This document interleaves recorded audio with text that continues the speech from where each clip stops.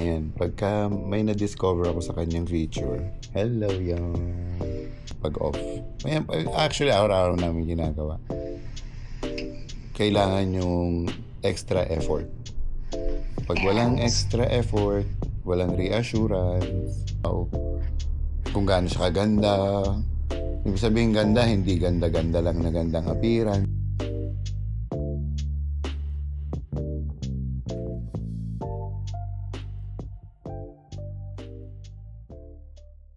Hello yung... Hello yung... Good morning! Good morning na dito sa Philippines. Oo. Sineselebrate lang namin yung 6 month namin. Actually. 6 month na nauto ko si Isay. Nauto ko siya. Yung kinukulit-kulit niya ako last January. Oo, January. Ayun, bali time check, it is 5:15, approximately 5:15 p.m. dito sa Dallas, Texas. And it is 6:15 in the morning. Sa Manila, Philippines, y'all. Yan. Sineselebrate lang namin yung aming 6th month. And may we have more months to come. Diba? Diba? Diba Yes, yun? love. Diba yun? Wala ganyan. Ganyan lang yung mga way na pwedeng gawin. So, isa to dun sa mga ginagawa namin. Like, pag morning time dito, or afternoon dito, ganito, mga alas 5, nag-video call kami pag off. Actually, araw-araw namin ginagawa. So, ngayon, day off siya, Saturday, doon dito Friday night. So, ayan, chika-chika ng kaunti, catch up, i-discuss kung ano yung gagawin namin plan for today. Yun lang yun. Yun yung ginagawa namin. Kailangan labanan natin tong LDR. Di ba nga, pag ang partner nyo nga, magkasama na kayo, nagkikita na kayo sa isang linggo, tapos hindi pa kayo buong araw magkasama, syempre namimiss nyo, di ba? Mas lalo naman ang LDR. Ang kagandahan lang nito, yung technology natin, way too advanced na to make excuses para hindi ka mag-communicate sa partners nyo. Parang, busy, kaya hindi ako nakakall. Hindi, kailangan nyo mag-commit. Kailangan yung extra effort. Pag walang extra effort, walang reassurance, hindi magwo-work ang LDR. Kawawa yung partner nyo. Kung sino yung hindi makapagbigay ng effort. Kaya yun, extra push. Kumbaga yung regular relationship may effort na. Sa LDR, i-times 5 nyo pa yung effort. Huwag kayong mapapagod. Kasi yan yung talagang testimony na pag nakuha nyo na yung, alam mo yun, yung ultimate prize na sinasabi ko na magkasama na kayo. Doon mo masasabi na wow, all these years, yung effort na binigay ko, nagbunga din. Parang ganun ba? Yeah. Yun kasi yung gusto nyo yung goal di ba? So, para ma-achieve natin yung goal, extra effort. Talagang updates, kung nasaan, kung updates, kung kumain na ba, parang love, kumain ka na ba dyan, o mag-ingat ka pagpasok sa work. Yung mga ganon. Uwi ka na ba? Yun, yung mga ganon. Yung maliit na bagay na yun, malaki ang effect nun sa relationship.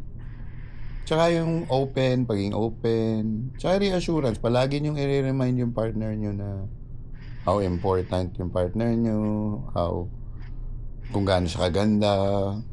Ibig sabihin ganda, hindi ganda-ganda lang na gandang appearance. Siyempre, yung ganda ng tsaka i-acknowledge nyo yung mga magandang ginagawa, supportahan nyo sila dun sa kunyari, ngayong araw na to, si Isay, katulad, for example, tatanong ko siya, love, how did your day went?